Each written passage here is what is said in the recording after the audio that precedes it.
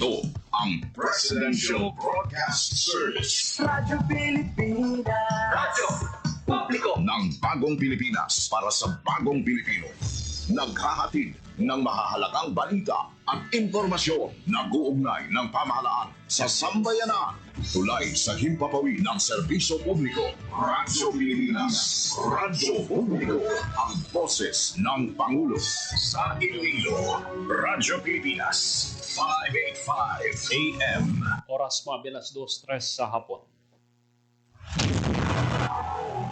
Mga labing ulihing nga hitabo, hibaluon, mga hangka at tubangon, mga bagay nga importante, ato ginahalungan.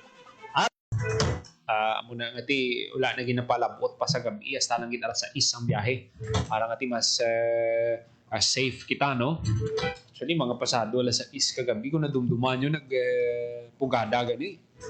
Amo na hindi nyo dapat yung preparahan sa aton ng mga kauturan ng pugada, mabaskog ng hangin, pag-ulan, ara ka sa tunga lawod, bawdo ginakurdam kasi na magamo ng sitwasyon.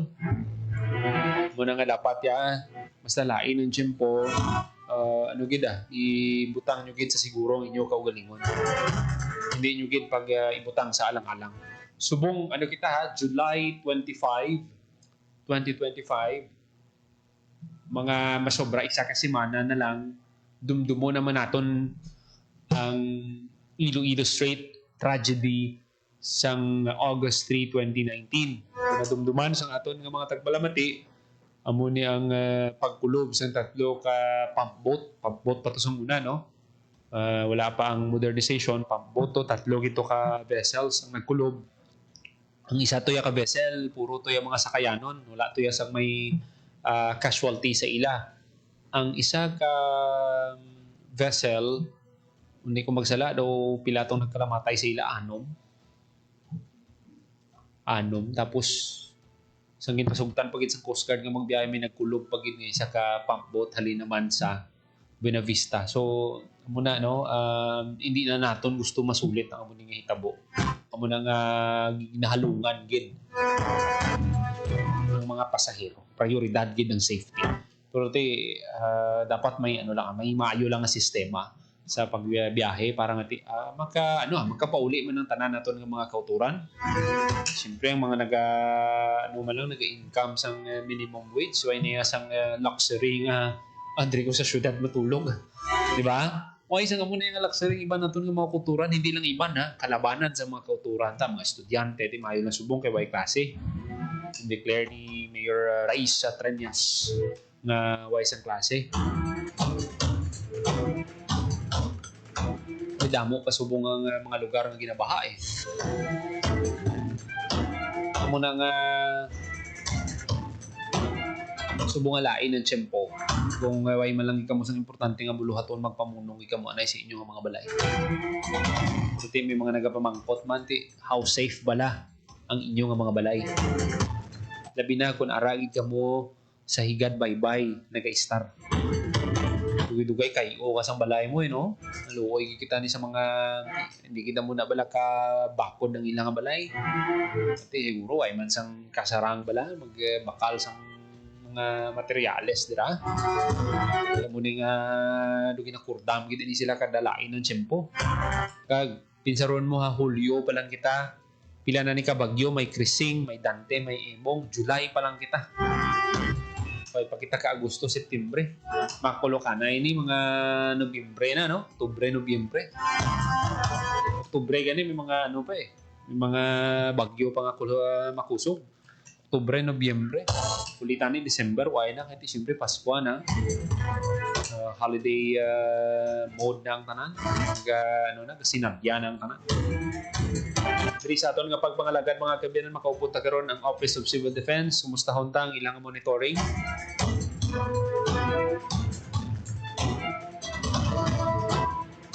Sa ibang paginaton nga balita, ang Police Regional Office 6 parte sa ilang mga preparasyon for State of the Nation address ni President Ferdinand Marcos Jr. Walang i-expect sa aton nga mga kaabyanan sa pag-deliver ni President Marcos sang iya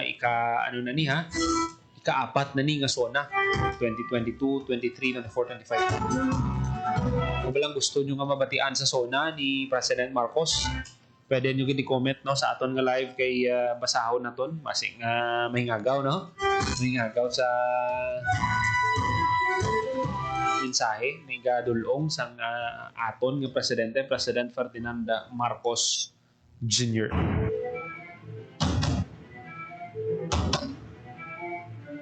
Inagdagin naton no ang mga kauturan naton nga padayon lang kamo sa pag-like, follow sa page ng Radyo Pilipinas. Medyo nagbulong-bisyo lang ang internet nato no, pero padayon kita sa pag-alagad sa inyo. Diri sa gihapon sa Radyo Pilipinas Iloilo. 10 minutos makaligan sa takta alas 2 sa hapon this time konta ang latest update sa lakat sang panahon ngay gadulong sa aton sang Pag-asa Iloilo. Pilipinas Weather.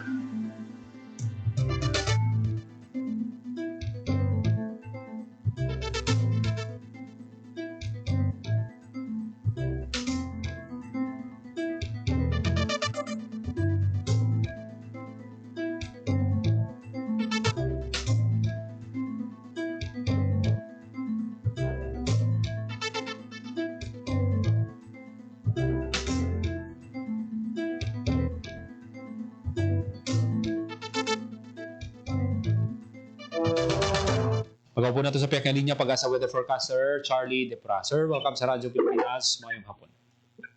Sir, may ako sa kanya sa pulong sa Radyo Pilipinas. Kaya ito na pauling yung sa Pilipinas number 15, pero niya lang, pwede din dising ng spila 25. Alas 6 kinasaka din sa plata ng Sembra sa Sugar Storm na si Imong ginatulata base sa tanan niya sila pagkita, including sa mga aparit at radar niya sa isang kalata sa apayat.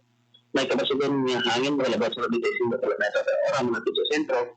May pagpabusa man magalabas sa 60 km per oras.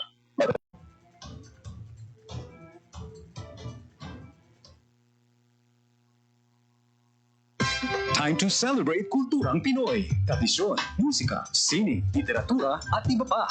Anything and everything fun and Filipino. Ito ang Pinoy Kultura. Known to tourists as hanging rice, puso is rice cooked in woven palm leaves and seen mostly hanging in food stalls, kaya tinawag na hanging rice. It is sold along with barbecue, lechon, ginabot, and the likes in Cebu. Ang puso ay isang iconic street food sa Cebu. Great to take on a picnic or pag nagbi-beach or kahit saan kapag nagutom. No need for utensils or plates, just grab a bunch of hanging rice and some barbecue and you can eat anywhere, even without a table. Busog na, biodegradable pa. So don't forget to have some when you visit the Queen City of the South. Yan ang Pinoy Kultura because our culture is cool.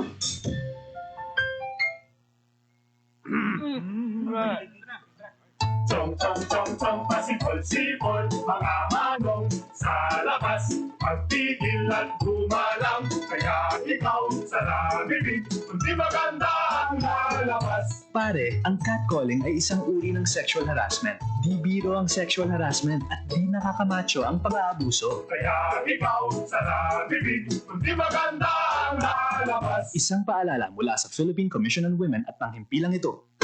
Time to celebrate kulturang Pinoy. Tradisyon, musika, sining, literatura at iba pa. Anything and everything fun and Filipino. Ito ang Pinoy Kultura. One of the fondest memories I have as a kid is riding the jeepney.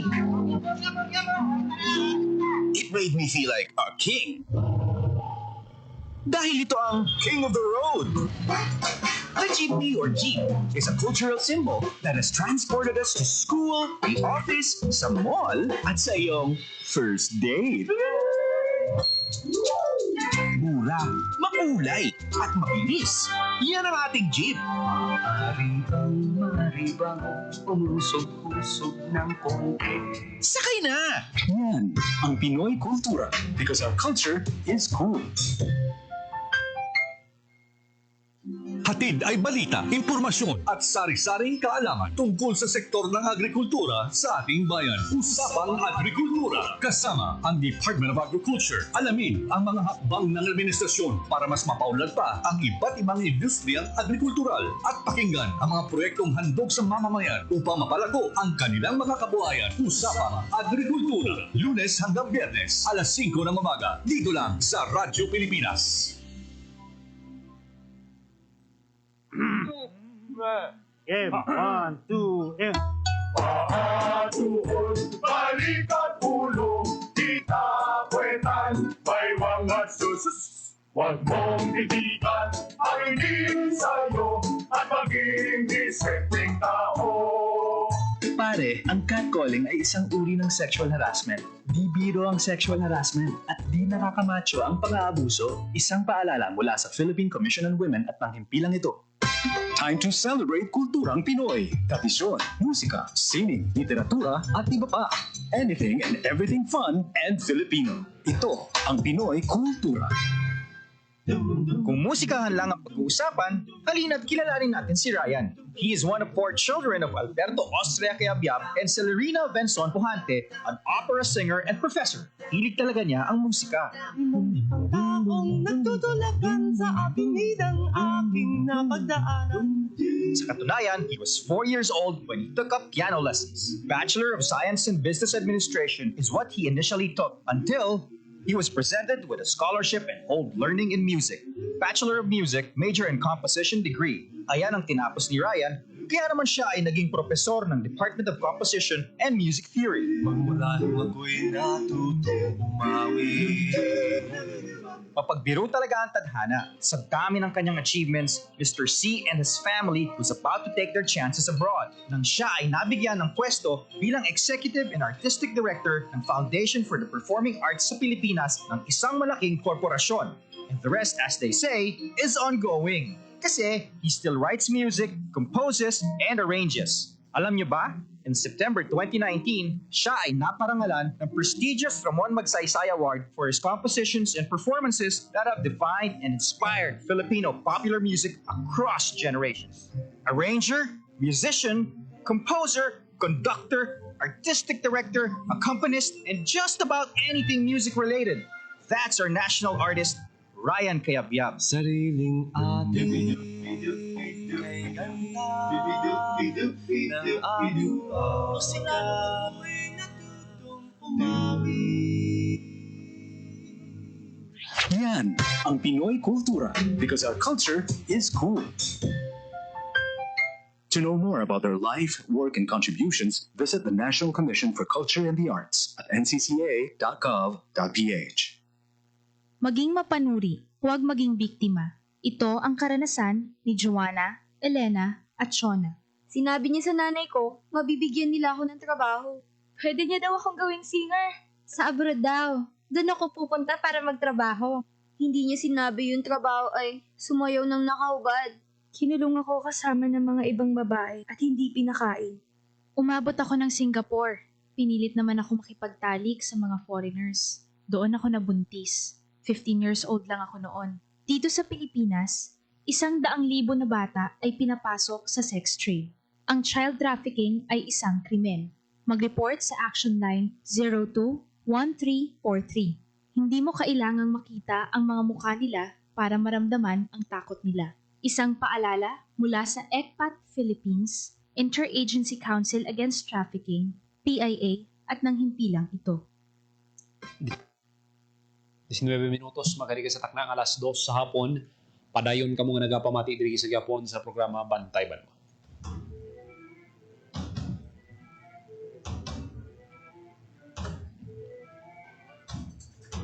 Mga kabyanan, isa ini ka nako nga balita sa bilog nga kalibutan sa Filipino seafarer na dakpan ini siya, no?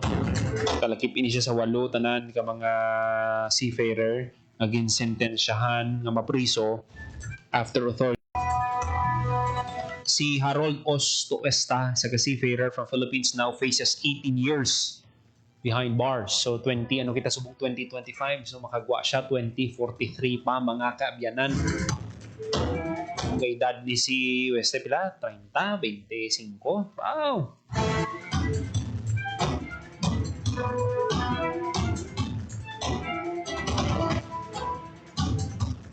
Okay, gimpromisahan ini sila sang dako nga kwarta kon matigayon nga madala, no?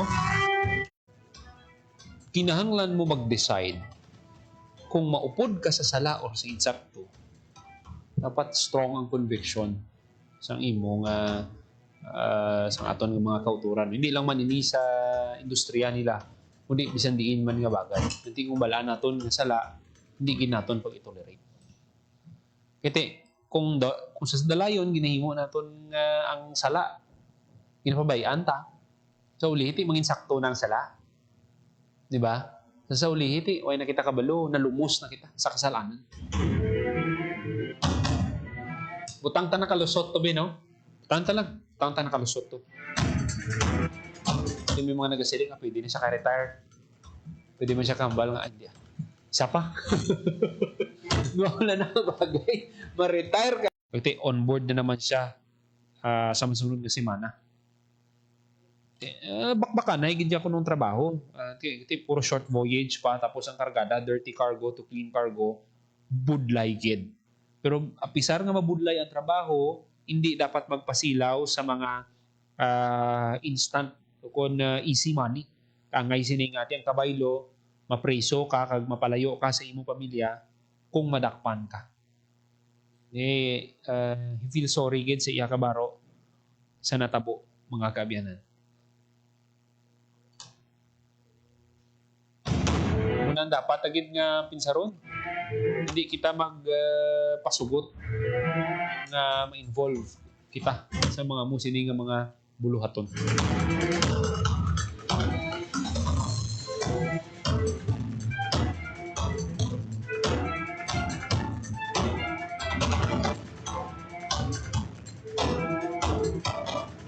Minutos magaligid sa takna alas 2 sa hapon. Magatag lang kita sa pila ka mga pahanumdo, magabalik lang ang programa Bantay. Time to celebrate kulturang Pinoy. Tradisyon, musika, sining, literatura, at iba pa. Anything and everything fun and Filipino. Ito ang Pinoy Kultura. Famously known as the lead female character in the epic 19th century narrative of Jose Rizal's Noli Me Tangere, ang Maria Clara ay isang traditional dress na ginagamit ng mga Filipina. Touch Me Not may not just be the title translation of Jose Rizal's book. Pwede rin yan ang sinasabi niya sa kanyang pananamit, since the dress covers almost all of her person. It surely does. Ang Maria Clara ay may 4 na bahagi. The saya, which is a long dress, the tapis, which is a knee-long skirt, the camisa, which is a colorless camise, and the panuelo, which is a stiff scarf. Paano kaya na pinatigas yung scarves na di siya nabaluktot sa hangin? Sa pagplansya yan, gumagamit ata sila ng starch para nakatindig yung scarf all day long. And although the design of the Maria Clara has transformed through the years, in the 20th century, ang Maria Clara ay nag-evolve na to a terno. Terno, now that's what we mostly hear these days. That's the dress most, if not all, Miss Universe Philippines title holders wear during the nightgown segment in the global pageant. Good evening, my name is Gloria Diaz, Nasa Manila. Miss Philippines! Those butterfly sleeves are really a fashion statement the whole fashion world can't help mention and admire. Exactly. Pinapasikat nila yung humble pinya cloth natin, which is what most ternos are made of. And with the ever-changing times, mixed with silk and ibang materials na rin, giving the terno a modern twist na sumasama sa changing standards in fashion today. Although the Maria Clara style has changed through the years, yung imahe of the classic Maria Clara can still be seen in every terno produced. Ang trahedya naman, if you've read Noli Me Tangere, which I assume we all have had in high school, unless you were so zoned out. Maria Clara and Crisostomo Ibarra don't end up together, but that's for another cultura. It sure is. Now that's a quick look at cultura, because our culture is cool. Yan, ang Pinoy Kultura, because our culture is cool. Sana'y tinaki ng mga magulang kong maipanganak akong malusog. Kumain si nanay ng masustansyang vitamin A panlaban sa infeksyon. Para din sa mata, balat, bumbunan at mga buto. Ayon, pampabuhay ng dugo at muscles. Ayodin, pang-iwas sa komplikasyon at pagiging abnormal. Importante din ang check-up kay doktor. Kasi healthy nanay, ganda buhay.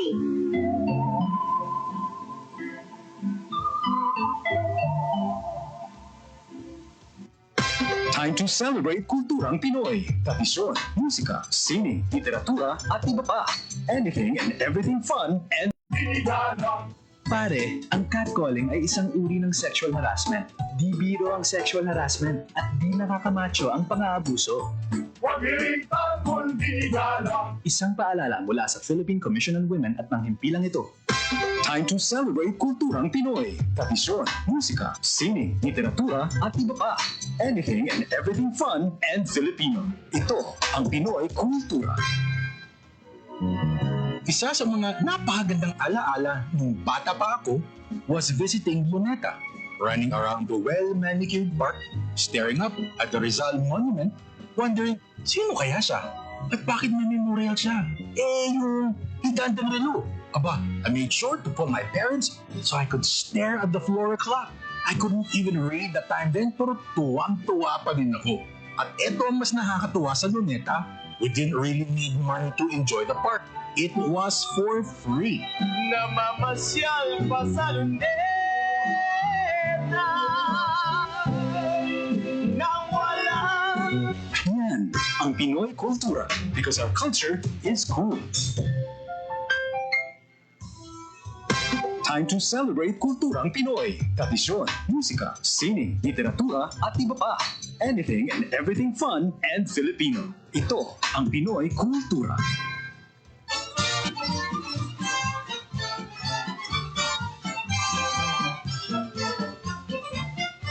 A blessing of safe voyage and a chance to cool off, pinagmamalaki ng kanta ang Antipolo, named after tipolo or breadfruit, prolific in the area. The city prides itself as the pilgrimage capital of the Philippines. Two of its more popular attractions are the historical church of the Nuestra Señora de la Paz y Buen Viaje and its summer popular waterfalls, ang Hinulugang Taktak. The Franciscan missionaries built the church in 1578 and the Jesuits administered it in 1591. South 50 ang gin-contribute sa provincial government kay 650 man sa national government. Governor Lucille Nava ina-emphasize ang importance ng program kag ginapsalamatan niyang presidente for fulfilling his commitment and expressing hope for full national subsidy in the coming year. So amo ni ko nadumduman sang aton nga mga tagpalamati isang nag-umpisa ini kita mismo nag-cover sini no sang launching sang benteng bigas meron na program sa probinsya sa Guimaras. Ang siling sang NFA subong kay gaumpisa pa lang ang programa, may counterpart pa ang local government. Pero next year kargahon na niya abagahon na niya sang national government. So muna subong may subsidy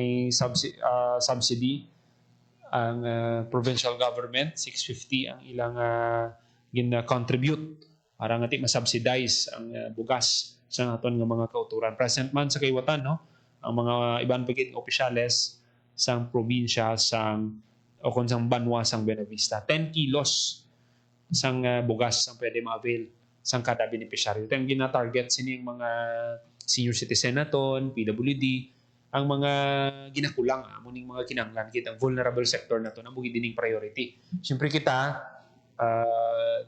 gusto taman mag-avail, pero work suspension, naglabot sa 41, nag-talk and text 5G, Game 6, mag-kampiyon na bala ang San Miguel. Kung ara pa bala ang paglaom sa TNT nga ma-4 sa Game 7. Pero tinangin ma yung performance nila sa Game 5. So, istoryahan tayo na, no? Pila pagig ka mga detalye sa pagpangalagad sa programa Sport Zone. Tapos kita magtakop, pinatamyaw natin sa mayong hapon. Ang tanan nga nag-upod sa aton, subong nga hapon sa Facebook. O dote, medyo ang signal tayo, hindi kita mo nagka-stable, no? Pero ginatingoan gid sa aton technical team. Led by Engineer Roy Louis Caipang. Studio, diri si Mr. Bermora Ventura, kag sa transmitter, Mr. John Magallanes. Hindi kung why ni sa ila, hindi kita ka-broadcast. Ini ang papel sa aton kaupdanan sa engineering department. So, salamat din. Ban pagit yung mga balita at pagpato natin sa masunod na edisyon sa programa Bantay-Ban. Para sa Bagong Pilipinas, sa Hindi nyo nabatikan ang mga labing kasayura, bulag, ublag, tugtog sa masunod naton nga pagpulog danay sa